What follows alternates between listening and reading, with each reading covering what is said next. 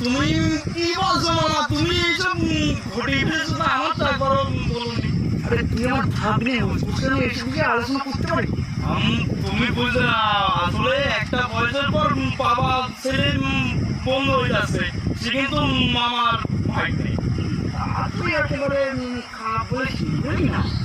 তুমি এগুলো বলবো না, কথাই তো বলে যে মামার ভাই নেই চিকেন, বিপদ নেই চিকেন। আচ্ছা তুই বেশি রাগ করিস নি, আমি বলছি তুই সময় দিয়ে। মামা তা তুমি মামির বাগাইলে কি করে বলো দিন?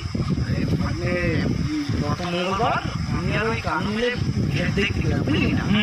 ঘেরের উপরে হাঁটতেছিলাম, বুঝলি, কারণ ওখানে ছাতা নামি খেয়ে। আর এই গরমে ঘর শুধুই বৃষ্টি নেই, আমার তো মরে যাচ্ছে।